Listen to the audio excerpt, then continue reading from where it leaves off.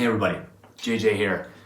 From a different perspective, I normally film just on the other side over here at the acoustic kit, but I'm in the midst of practicing some stuff right now, so I thought I would just do a quick video talking about where I tend to do practicing most of it, and my electronic drums. And when it comes to electronic drums, I don't know if I'm a typical kind of use case scenario with these things, and I'll get into a few of the reasons why. I'll tell you about my history with electronic drums. I've always been fascinated with them, and one of my first introductions to them was the band Orgy. Who was a very popular band in the 90s or late 90s, I would say. It was like 98, 99, something like that. I got very into that band. Very innovative band. I thought they were very far ahead of their time. And at that time, Roland, electronic drums had been around for a long time, but they were, your typical old kind of hard plastic rubber pads, like the Simmons drums and that kind of look.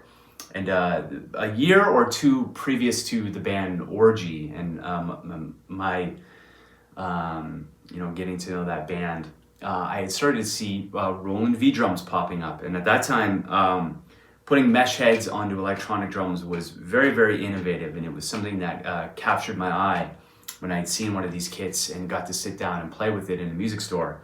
I believe it was a TD10 was the first model that was introduced.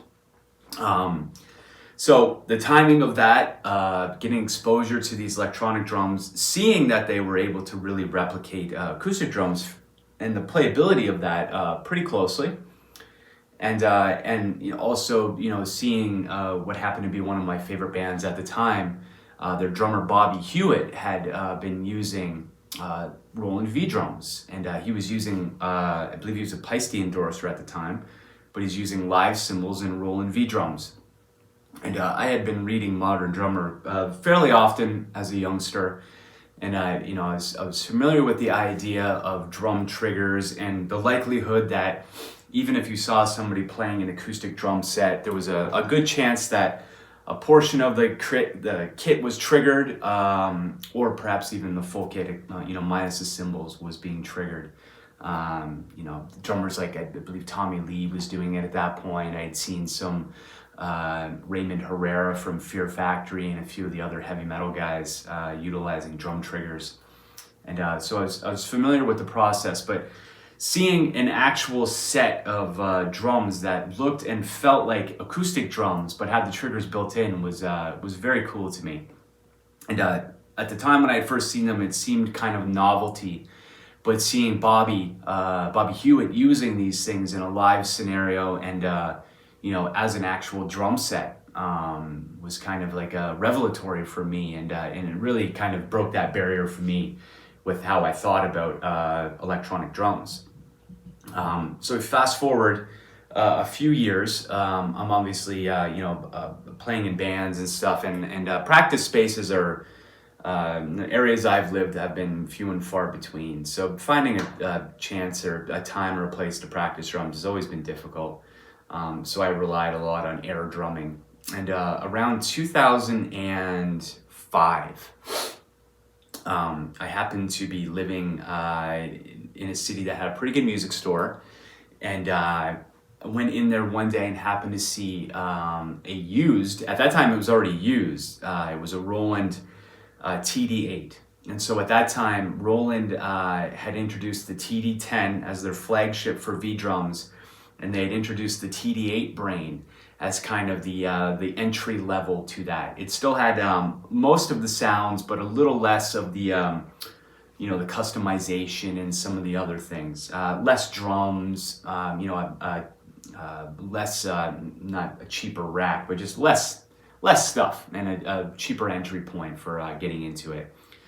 The drum set was only a one owner kit, and so I was hoping to find something like that I could use as living in an apartment. And at the time I kind of mistakenly thought these things were silent, and I thought it'd be great to have in the apartment we were living in, and I could play, at least practice, and I keep my chops up and stuff. So I ended up getting what you see here before you. I've had this drum set since 2005, and still running the original brain. So I still have the TD8 brain here, and with my use case scenario, at this point, I don't really see a reason to change it out. As long as the brain is still functioning, and I've had to replace the battery in a few times and resolder a few connections and things like that to keep it up and running. Just wear and tear over the years, but it's still running. It's still highly usable. Even 30 years ago, when Roland introduced, V drums and these new modules, they had done obviously high quality samples at that point for their drum sounds, and a lot of those drum sounds are still being utilized in the modern brains. Some of the shell and compositions and some of the just the default kits that are built in. They still have them in some of the modern brains 30 years on, which is a testament to the quality of the samples back then. So yeah, this is, for all parts and purposes, this is a Roland TD8 with a few extras that I've added on over the years. So originally, this was the version, I had gotten this one. Originally they came with like kind of rubber pads, and Roland brought out these, you can kind of see them. Everybody should be probably familiar with them at this point. This rubber cymbals like the CY12s or whatever. So once these came out, this was cool. Like this was a big innovation at the time to have an actual cymbal that had swing. It had like choke capability. These particular ones are dual zone. So for anyone that's unfamiliar, that means there's two striking zones. You can either set up the bell. It has 3 zones, but you can trigger 2 of them at any time. You can do the bell, the bow of the cymbal, or the edge. Just depending on where you have them placed around the kit or whatever. So yeah, that was a change when I got this one. These at that time were considered relatively new. So these were a nice thing to have. The kit did come with a pad for the hi-hat. So it had an FD7 or PD7, I can't remember the name of the foot controller. And then it had just a pad, like a typical, like a rubber pad for a hi-hat cymbal that mounted on the rack. And that I wasn't very happy with. It didn't have a lot of expressiveness. It didn't feel great to play on. I'm not much of for hi-hat playing, I don't really utilize the tip that much unless it's double strokes or something like that. I'm more kind of using the thicker part of the stick to hit the edge of the cymbal. That's my playing technique. So the rubber pad didn't really lend itself to that kind of playing that well. Pardon me. So at some point, I don't remember exactly the year, it might have been 2006, whatever year this would have been introduced. This is the Roland VH11. So this was, at the time the TD20 had come out, Roland had also introduced a virtual hi-hat for their flagship. And it had 2 cymbals. It had just like a typical hi-hat would, a bottom portion and an upper portion. So once again, this was more of the entry level point of that same kind of idea. So this one has a sensor on the bottom, but then it just has 1 cymbal on the top that moves. And you can see it operates, it's on a normal hi-hat stand, operates in the same capacity as a normal hi-hat would. And what I found was that when I went through and made the adjustments in sensitivity and compensated for it, that I was able to get much more realistic kind of playability out of this cymbal versus the pad that I had. So that was an upgrade that I made. Originally, this came with a much smaller snare pad. These toms are, these are just single zone triggers, so these don't have dual zones. So there's no rim shot capability on these. They predate that. They do nowadays. I think all the pads, they have dual zone capability, but these are only single zones. So the snare had a same size as these, which I believe are 8-inch in diameter. I had an 8-inch snare pad, and that was just a very small target. So I changed it out for It's a little hard to see here, but it's a, I think it's a PD12. So this would have been the snare that was included with the TD20 kit, and this was this made the playability of the drum set much better for me.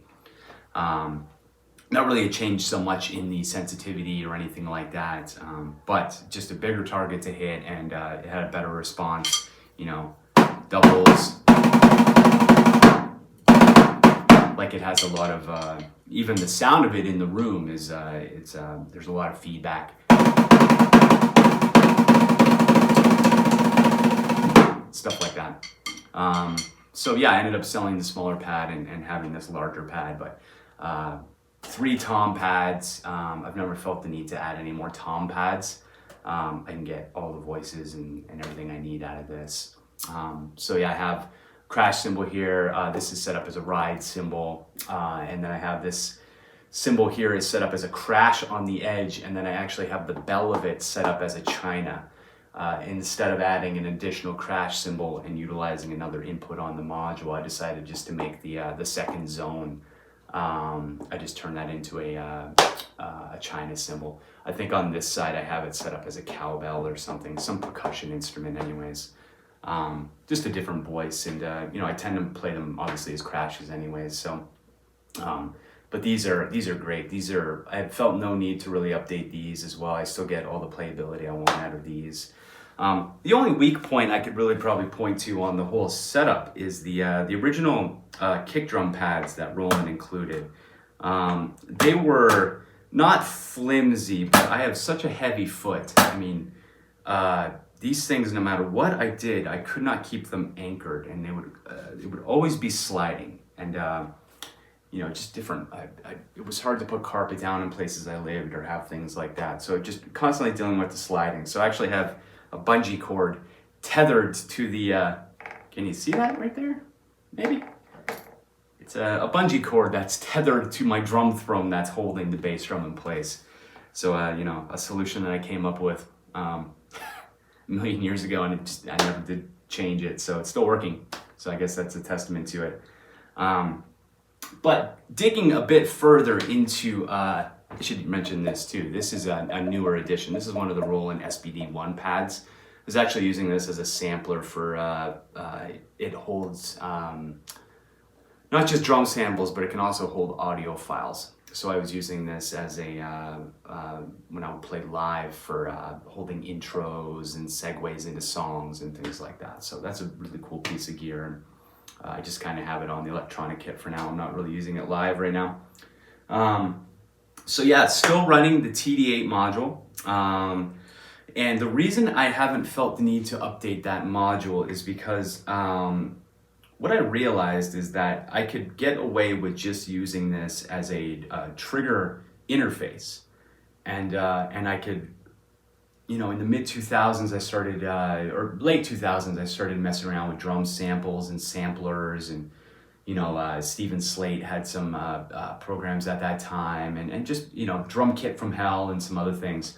And so it made it easy to, it was a bit of work to get things going, but once you got it going, the drum sounds that came from those samplers, in my opinion, were vastly superior. Not so much the drums, but the cymbals.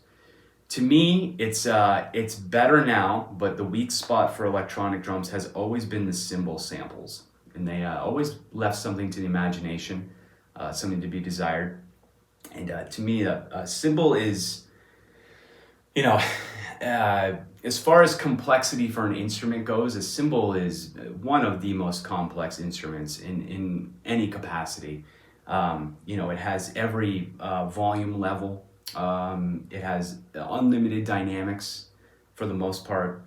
And then just, you know, so many different points. And in a drum brain, you have 127 articulation points, 127 MIDI notes that you can use for a sample, and 127 steps. But anybody that's played drums, you know, for a long time, you realize that 127 steps of velocity doesn't come close to the nuance that a cymbal is capable of doing.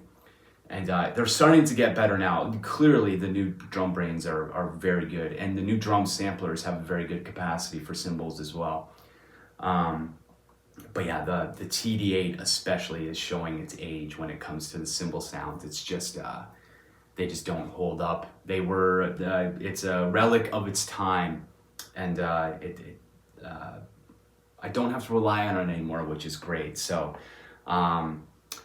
the main thing that this drum set has started being utilized for is recording and doing demos on this kit, and has been a much more easy way to do things.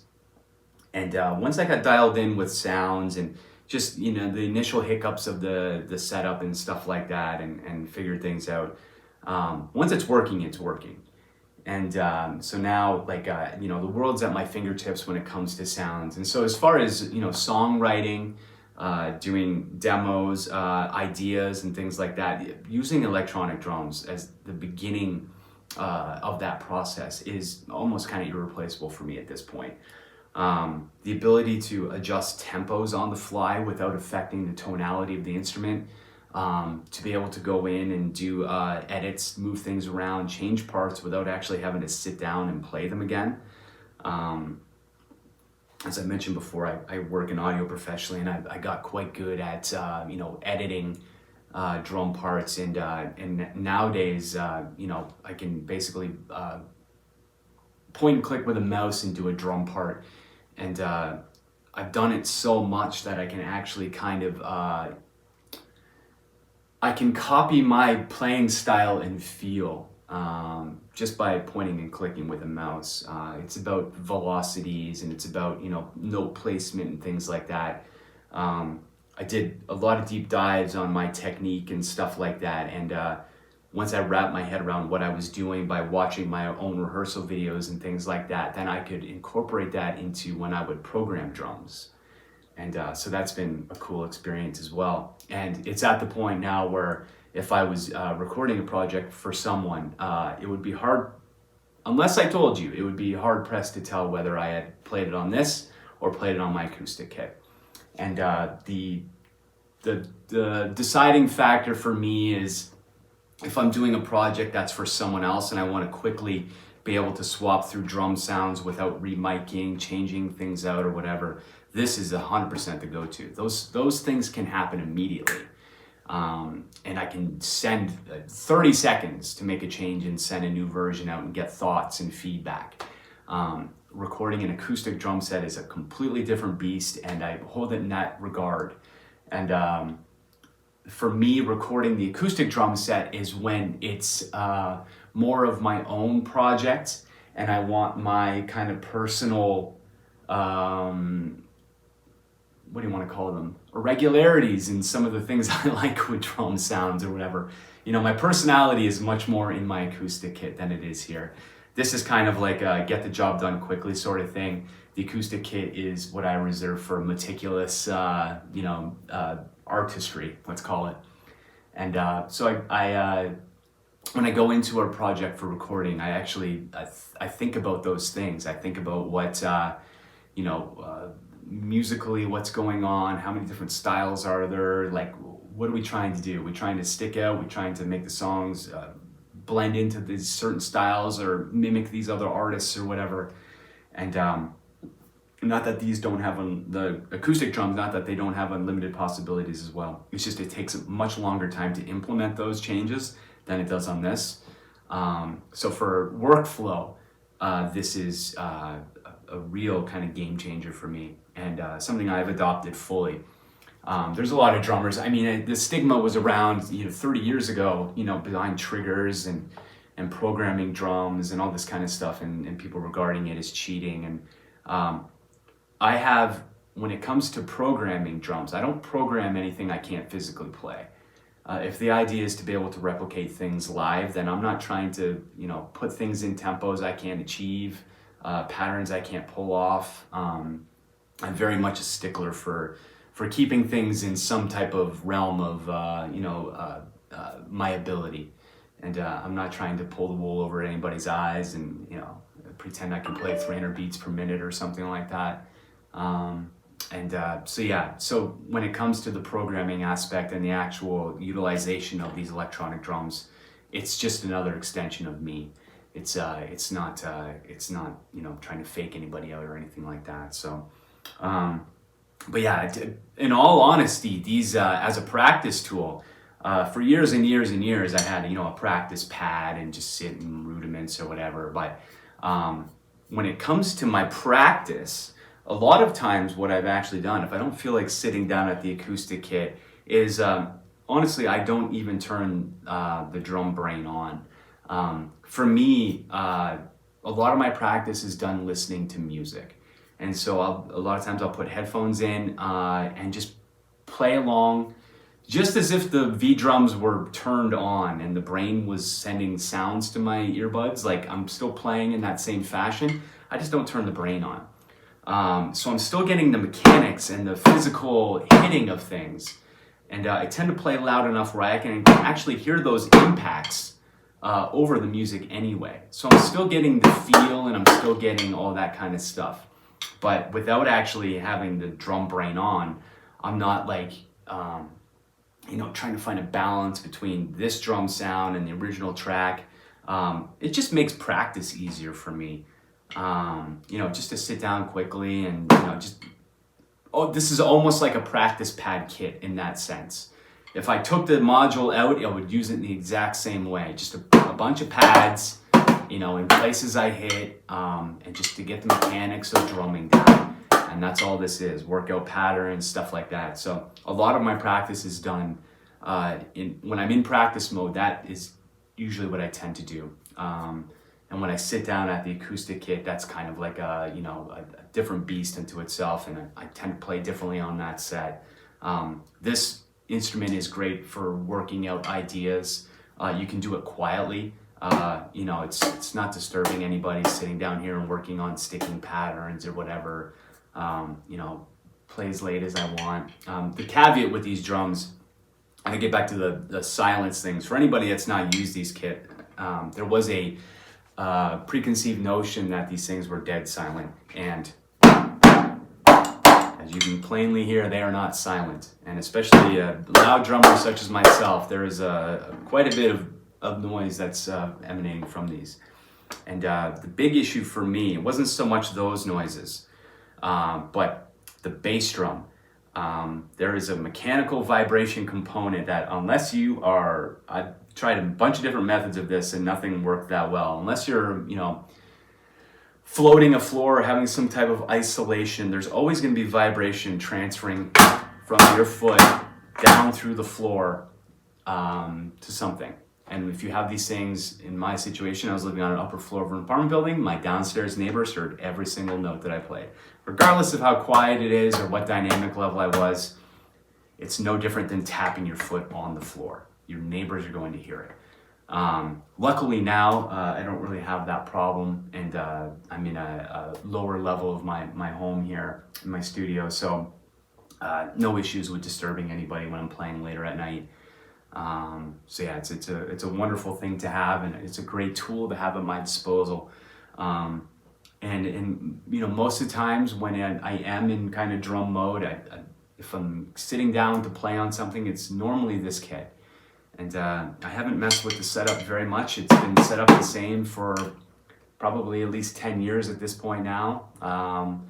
This setup more mimics kind of how I set up my kit when I play live. I use a smaller kit when I play live, and I have this one kind of representing that setup.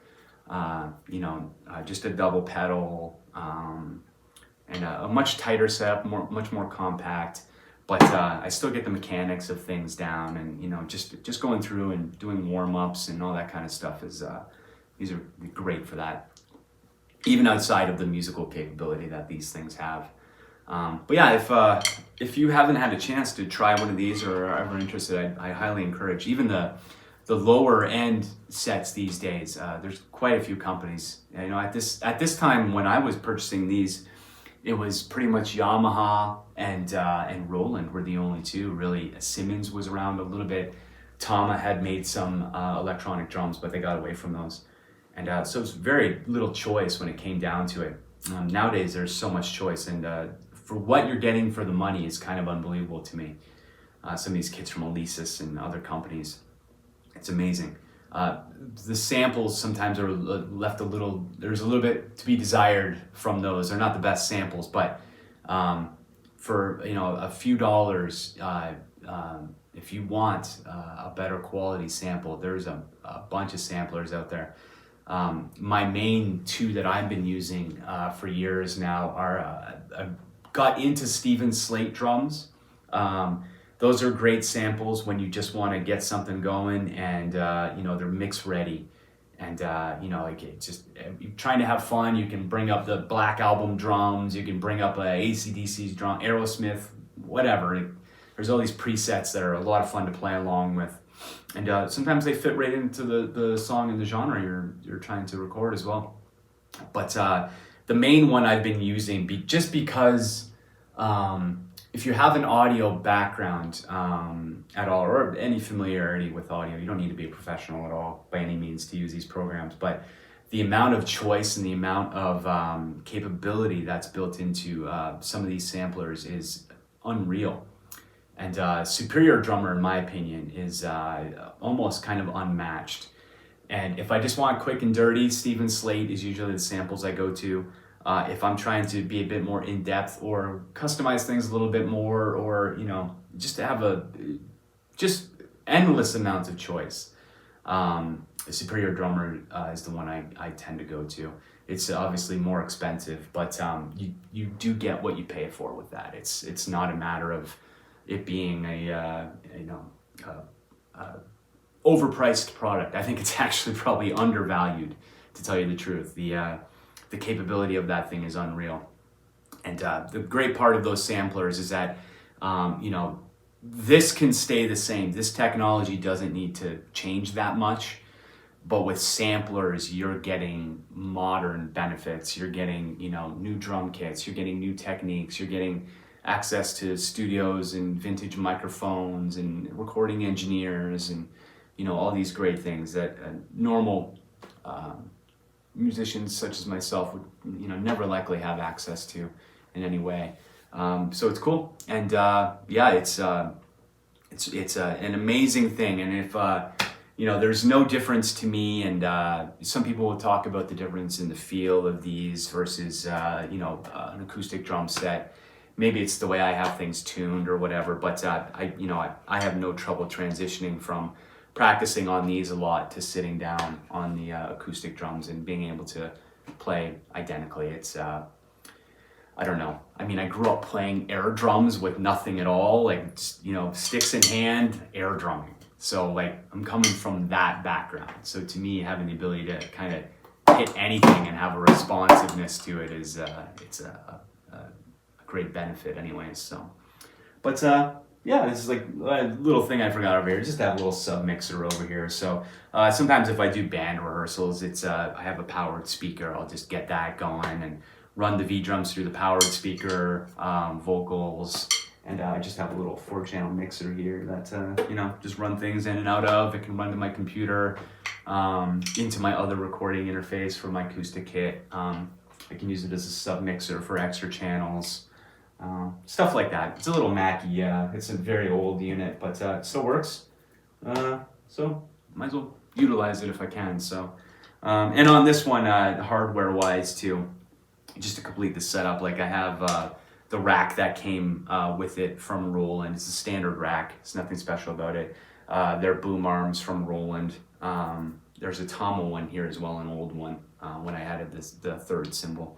And I have an Iron Cobra, the lever glide version of the hi-hat stand. And then my original, I believe this is my original Iron Cobra. The very first one I ever bought is now residing on this kit. And by looking at the footboard, I think it's the original one. So yeah, fairly straightforward, simple setup. But yeah, these things have more than paid for themselves, over time. And, there's a lot of people that fear getting electronics and they think they're going to get outdated. And the great part about this thing is that this brain is not Wi-Fi capable. It doesn't need constant firmware updates. It predates all of that. And so it's the same as it was when this brain was released I think this one is released in 1999. And this was a version 2 of it, or a redux version of it. And I believe this particular brain came out in 2003. And still fully utilized, still fully capable. Hasn't lost a bit of capability, as far as what I'm utilizing it for. The sounds are dated, yes. They are completely usable for practice or even recording, depending on what you're doing. But to get access to a much better sound sample set is very, very easy these days. And, spend under $1,000 on a drum kit and spend an additional couple hundred, and you have access to an immense library of some of the best recorded sounds you could possibly get. So anyone on the fence about these things, I mean, it's a no-brainer at this point. Great practice tool. Some people use them live. I did attempt to use these drums live once. Never again for me. It was such a bad experience that I decided never again. It was more trouble than what it was worth. The capability and what it lent sonically didn't compensate for all the troubles I had with the actual playing. Just to get into that a bit, I was playing in a hybrid rock kind of a electronic band. And so, rock guitars, DJ, mid-2000s stuff. And I used these drums for one of the few gigs we ended up playing. And the issue was that we played on a hollow stage. And if you know how venues are, and if you've ever played on a hollow stage, you'll know that once everybody starts jumping on it and bouncing on it, it can cause massive issues with triggers and electronic stuff. And just from the bouncing and from the sound waves and from the hollow stage reverberating a lot of the low bass notes, I was getting mistriggering and false triggers all over the place. And you can obviously adjust the sensitivity and the threshold to compensate for that. But it's one thing to be at home and have it set up where the kit is playable with those sensitivities and thresholds so it feels normal, but then immediately while you're at the gig, having to try to compensate for all, it's next to impossible. The gig was a total disaster. Managed to make it through, I don't even know how.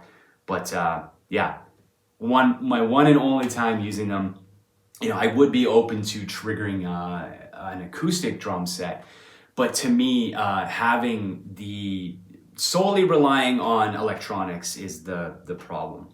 And so at least with an acoustic kit, you could have, microphones on it as well, being supplemented by the triggers, or the acoustic drums just as a backup in case the triggers go down or whatever.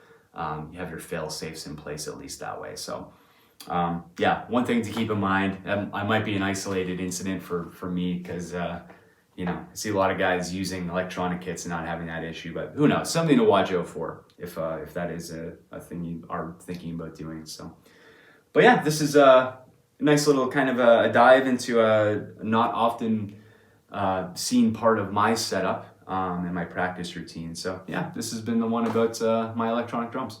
Cheers.